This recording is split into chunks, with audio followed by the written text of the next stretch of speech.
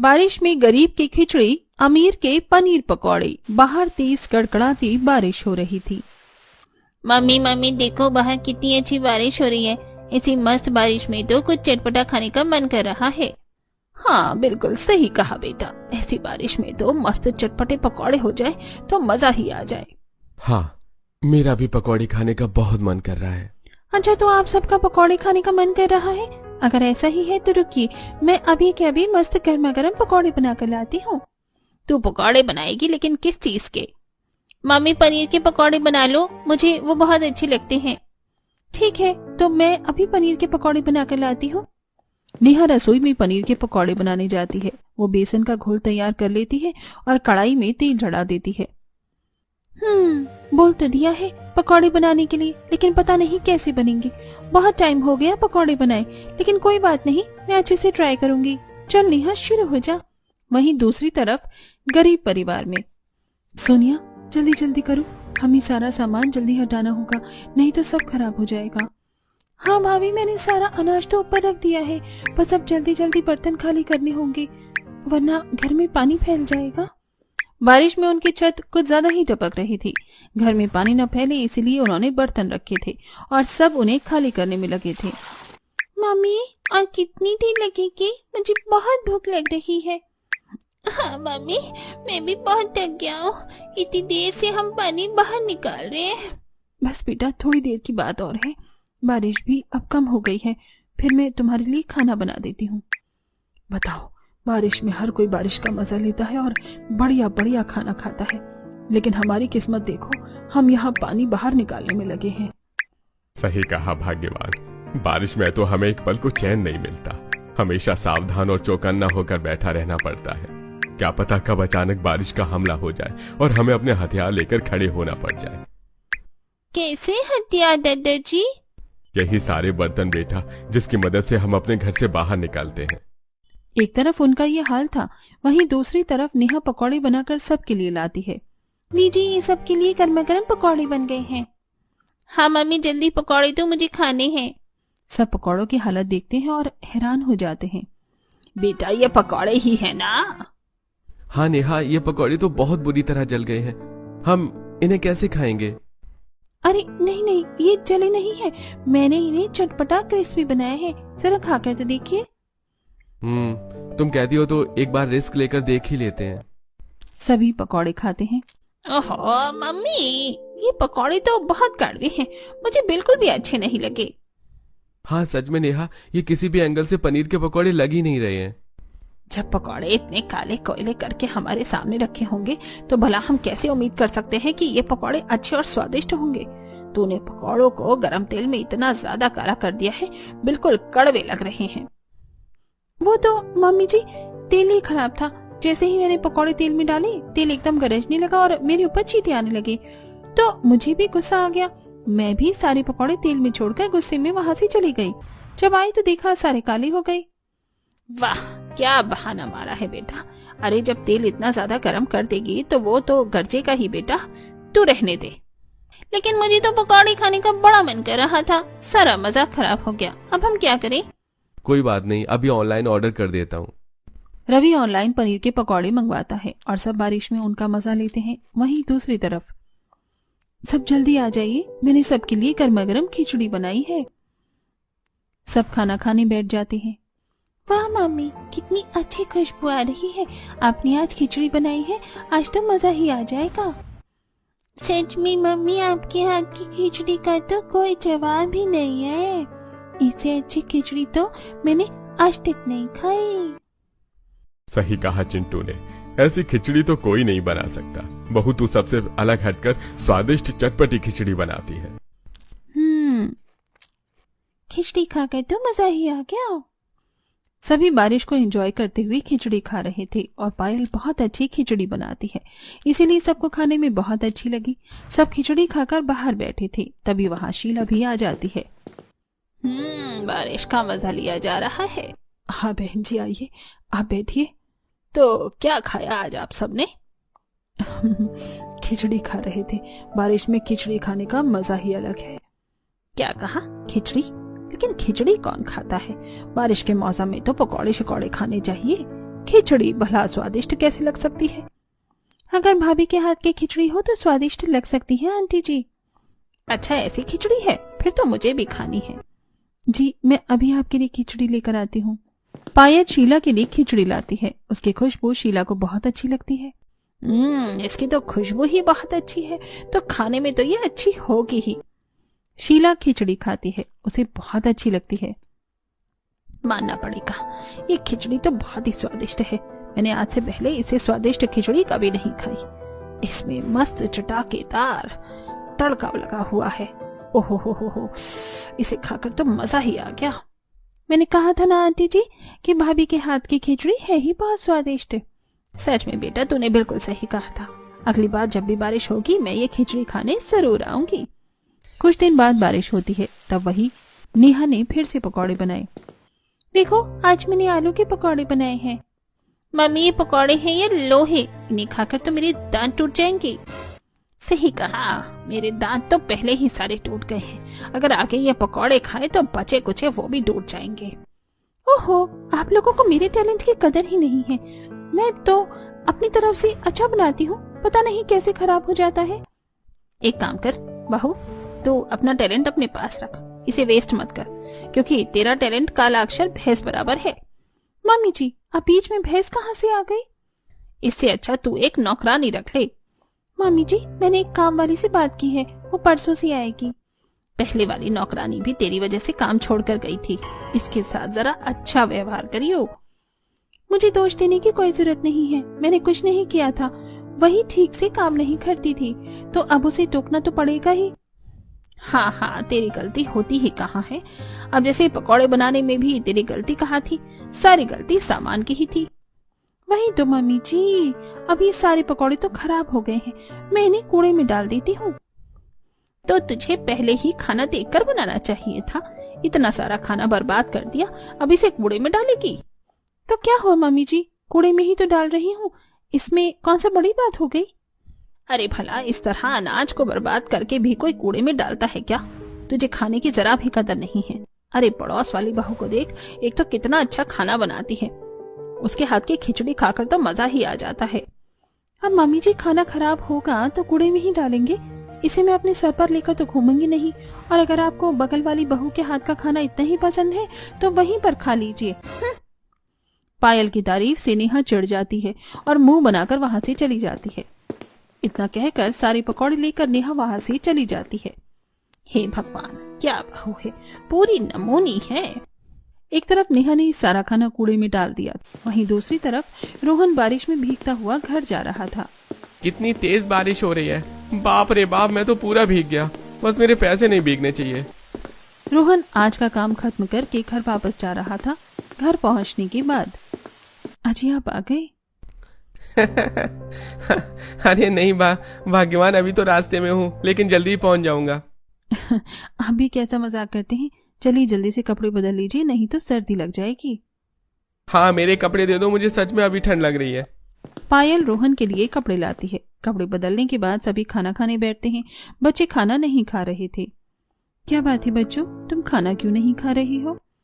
Mummy, आज आपने रूखे सूखे चावल बनाए हैं, बाहर बारिश हो रही है, मेरा तो खिचड़ी खाने का बहुत मन कर रहा है। हाँ मम्मी, मेरा भी खिचड़ी खाने का बहुत मन कर रहा है। बच्चों, मुझे माफ करना, मैं आज खिचड़ी नहीं बना पाई क्योंकि बारिश की वजह से सारी दाल खराब हो गई। घर में सिर्फ चावल बची थी, इसलिए मैंने चावल बना दिए। इसलिए अभी जो बना हुआ है वही खा लो। लेकिन मेरा ऐसा सादा खाना खाने का बिल्कुल मन नहीं कर रहा। बेटा, अभी खा लो, नहीं तो ये खाना वेस्ट हो जाएगा। मैं बाद में कभी तुम्हारे लिए खिचड़ी बना दूंगी। हाँ बेटा, अब जो खाना बना है उसे ही खा ले। पहले ही खाना कम है, इसमें पूरा पेट भी नहीं भरेगा। हाँ, घर में पानी आने की वजह से राशन का बड़ा नुकसान हुआ है हमें। आज मुझे थोड़ी दिहाड़ी से जो रुपए मिले थे वो भी बारिश में गीले हो गए हैं। मैंने उन्हें सुखा दिया है, कल उनसे मैं राशन ले आऊंगा। इस तरह उनकी जिंदगी में बारिश की वजह से बड़ी परेशानी चल रही थी। वहीं दूसरी तरफ नेहा के घर में अब काम करने के लिए नौकरानी आ गई थी। एक दिन काम वाली जरा लेट हो जाती है। तो आज फिर से लेट आई है, तुझे कितनी बार बोलना पड़ेगा कि समय से काम पर आया कर। माफ करना मीम साहब, बारिश का मौसम चल रहा है, घर पर बच्चों को भी संभालना पड़ता है, इसीलिए जरा देर हो गई। मैं तुझे यहाँ पर लेट आने के और फालतू के टाइम के पास करने के पैसे नहीं देती हूँ। इन्हें रोज सुबह टाइम पर ऑफिस भी जाना होता है, लेकिन नहीं, तुझे शर्म कहाँ आती है? तुझे तो आराम से लेट आना है। अगर आगे से लेट आएगी तो तेरी पगार काट लूंगी मैं। जी मैं आगे से ध्यान रखूंगी। और पहले अपने हाथ पैर धो लियो, उसके बाद ही रसोई में घुसियो। अच्छा ठीक है। शाम को फिर से बारिश आती है। मम्मी बारिश आ रही है, पनीर के पकौड़े बनवा दो। ठीक है बेटा, मैं अभी बोलती हूँ। निशा, निशा। नेहा निशा को आवाज लगाती है। निशा वहाँ आती है। जी मैम साहब कहिए क्या बात है? बढ़िया बारिश हो रही है, हमारे लिए गर्मा गर्म पनीर के पकौड़े बना दो। ठीक है, मैं अभी बनाकर लाती हूँ। निशा सबके लिए पनीर और आलू के पकौड़े बनाती है और सबको परोसती है। मोनू पकौड़े लेकर बाहर जाता है। अरे बेटा तुम कहाँ जा रही हो? मम्मी मैं बाहर बेंच पर बैठकर पकौड़े खाऊंगा और बारिश का मजा लूंगा। आप भी बाहर चलोगी क्या? नहीं नहीं, मैं यहीं पर ठीक हूँ, मुझे टीवी देखना है। मोनू बाहर आकर पनीर के पकौड़े खा रहा था। वहीं दूसरी तरफ चिंटू और पिंकी बारिश में खेल रहे थे। तब मोनू उन्हें देखता है। तुम भी हमारे साथ खेलोगी? मैं क्यों भला तुम दोनों के साथ खेलने लगा? तुम दोनों कितने गंदे हो, तुम्हारे कपड़े भी कितने गंदे हैं। ईयू, मैं तो आराम से पनीर के पकौड़े खा रहा था। पनीर के पकौड़े की खुशबू चिंटू और पिंकी को अच्छी लगती है और उनके मुंह में पानी आ जाता है। क्या कहा? पनीर के पकौड़े? हाँ हाँ पनीर के पकौड़े। तुमने तो कभी अपनी जिंदगी में चखे तक नहीं होंगे। पता है पनीर के पकौड़े कितने स्वादिष्ट होते हैं। मैं तो बारिश में हमेशा खाता हूँ। और तुम भला बारिश में क्या ही खाते हो? हम तो मसालेदार खिचड़ी खाते हैं। हाँ, जब भी बारिश होती है हम हमेशा स्वादिष्ट खिचड़ी खाते हैं। हमारी मम्मी हमारे लिए बहुत अच्छी खिचड़ी बनाती है। ये बात सुनकर मोनू जोर जोर से हंसने लगता है। कैसे पागल लोग हैं, भला बारिश के समय में खिचड़ी कौन खाता है? इस समय तो सभी चाय पकौड़े खाते हैं। हाँ मैं तो भूल ही गया था, तुम फटीचर हो ना, इसीलिए खिचड़ी खाते हो। देखो हमें ऐसा उल्टा मत बोलो। अरे क्यों ना बोलूं, तुमने बात ही ऐसी कही है। भला खिचड़ी भी स्वादिष्ट होती है। तभी पायल पिंकी और चिंटू के लिए खिचड़ी लेकर आती है। लो बच्चों खिचड़ी खा लो। पिंकी और चिंटू भी बारिश का मजा लेते हुए वहां पर खिचड़ी खाने लगते हैं और उसकी खुशबू सूंघने के बाद मोनू के मुंह में पानी आ जाता है। वैसे मानना पड़ेगा, इनकी खिचड़ी से तो बहुत ही स्वादिष्ट खुशबू आ रही है। काश मुझे भी खाने को मिल जाती। पिंकी देख लेती है कि मोनू के मुंह में पानी आ रहा है। क्या तुम भी खिचड़ी खाओगे? मोनू खुद को रोक नहीं पाता और हाँ मुझे भी खानी है। यहाँ आ जाओ, मैं तुम्हारे लिए लेकर आती हूँ। पिंकी अंदर से मोनू के लिए भी खिचड़ी लाती है। मोनू जैसे ही खिचड़ी खाता है, ये तो बहुत ही स्वादिष्ट है। मैंने आज से पहले इतनी स्वादिष्ट खिचड़ी कभी नहीं खाई। देखा हमने कहा था ना। हाँ तुमने बिल्कुल सही कहा था, मुझे माफ कर दो, मैंने तुम्हारे साथ अच्छा व्यवहार नहीं किया। मोनू को खिचड़ी बहुत अच्छी लगती है। कुछ समय बाद जब शीला कमला के घर जाने के लिए निकल रही थी। दादी आप कहाँ जा रही हो? बेटा मैं तो बढ़िया स्वादिष्ट खिचड़ी खाने जा रही हूँ। क्या मैं भी आपके साथ चल सकता हूँ दादी? हाँ हाँ बेटा, नेकी और पूछ पूछ, तुम भी चलो। दोनों पायल के घर आते हैं और खिचड़ी खाते हैं। बेटा मानना पड़ेगा, जो जादू तेरे हाथ में है वो कहीं नहीं। मतलब ये खिचड़ी इतनी स्वादिष्ट है कि इसकी खुशबू के बाद तो खुद को रोकना भी बहुत मुश्किल हो जाता है। हाँ मैं भी पहली बारिश की खुशबू से ही इसका दीवाना हुआ। मुझे भी ये खिचड़ी बहुत अच्छी लगती है। इसके आगे तो पनीर के पकौड़े भी फेल हैं। मुझे खुशी है कि आपको ये पसंद आई। आपका जब भी मन करे आप यहाँ खिचड़ी खाने आ सकते हैं। हाँ बिल्कुल, कभी हिचकिचाना मत। हाँ तो अब मैं हर रोज आऊंगा। इस तरह शीला और मोनू अक्सर उनके घर खिचड़ी खाने आते थे। एक दिन, चलिए आप दोनों खाना खा लीजिए, खाना तैयार हो गया है। हम तो पायल की खिचड़ी खाकर आ गए, मुझे तो बिल्कुल भी भूख नहीं है। हाँ मम्मी, वो आंटी बहुत अच्छा खाना बनाती हैं। मुझे उनके हाथ की खिचड़ी बहुत अच्छी लगती है। उनके जितना स्वादिष्ट खाना कोई नहीं बना सकता। मुझे तो मजा ही आ जाता है। आप भी हमारे लिए ऐसी खिचड़ी क्यों नहीं बना देती हो? पायल की तारीफ सुनकर नेहा के तन बदन में आग लग जाती है और वो मोनू को एक तमाचा मारती है। चुप कर, मैं तुझे खिलाऊंगी ऐसी खिचड़ी। कोई जरूरत नहीं आगे से उस फटीचे के पास जाकर खाना खाने की। अरे बहू, तूने इसे मारा क्यों? बेचारा खिचड़ी खाने ही तो गया था। मम्मी जी, अगर आपको उन गरीब फटीचा के घर पर खाना खाने में मजा आता है तो शौक से खाइए, मुझे कोई परेशानी नहीं है। लेकिन मेरे बच्चे को इन सब की आदत डालने की कोई जरूरत नहीं। इसको भी वहाँ की आदत डाल दी। हाँ, और तू चल अपने कमरे में, तुझे मैं बताती हूँ। मोनू को डांट कर नेहा कमरे में ले आती है और पायल के घर उसका जाना बंद करवा देती है। वो अक्सर मोनू को सिर्फ तला हुआ खाना ही देती थी, जिसकी वजह से गैस से उसकी तबीयत खराब हो जाती है। मोनू को अस्पताल ले जाया जाता है। डॉक्टर, मेरी बेटी को क्या हुआ? ये ठीक तो हो जाएगा ना? आप परेशान मत होइए, लेकिन मोनू का लिवर फैटी हो गया है। अब आपको इनके खाने पीने पर ज्यादा ध्यान देना होगा। इन्हें सिर्फ हल्का खाना खाना है, तला हुआ बिल्कुल भी नहीं। इन्हें ज्यादा से ज्यादा खिचड़ी खिलाइए। ठीक है डॉक्टर साहब, मैं ध्यान रखूंगी। मोनू को घर लाने के बाद पायल खिचड़ी लेकर नेहा के घर जाती है। मैं मोनू के लिए खिचड़ी लाई हूँ। मुझे पता चला मोनू की तबीयत ठीक नहीं है, उसे सिर्फ खिचड़ी खानी है। अब यहाँ उसे खिला देना, उसे पसंद है। पायल को अपने घर में देखकर नेहा को गुस्सा आ जाता है और उसके हाथ से खिचड़ी लेकर वो उसे डस्टबिन में डाल देती है। तुझे क्या लगा मैं तुम जैसे फटीचर के हाथ की खिचड़ी अपनी बेटी को खिलाऊंगी? मेरे घर पर आकर झूठा नाटक करने की जरूरत नहीं है, चली जाए यहाँ से। लेकिन मैं तो बस खिचड़ी देने आई थी, क्योंकि मोनू को इस तरह की खिचड़ी बहुत पसंद है। मैंने कहा ना, चाहे यहाँ से। मैं अपनी बेटी को अच्छे से जानती हूँ और ध्यान रख सकती हूँ उसका। उसके लिए खिचड़ी मैं खुद बना लूंगी। नेहा पायल को गुस्से में वहां से भेज देती है और अपनी कामवाली से खिचड़ी बनवाकर। अरे बेटा, खा ले खिचड़ी। नहीं मम्मी, मुझे नहीं खानी ये खिचड़ी, बिल्कुल भी अच्छी नहीं है। इसमें बहुत ज्यादा नमक है। मुझे पायल आंटी के हाथ की ही खिचड़ी खानी है। ये सब सुनकर नेहा को गुस्सा आ जाता है और खिचड़ी लेकर वो निशा के पास जाती है। तुझे कितनी बार बोला है ना, ढंग से अपना काम किया कर। मोनू खिचड़ी नहीं खा रहा, क्या तुझे ढंग से खिचड़ी बनानी भी नहीं आती? कोई बात नहीं मालकिन, मैं दोबारा खिचड़ी बना देती हूँ। अगर तूने अपना काम ढंग से नहीं किया तो मैं तुझे काम से निकाल दूंगी।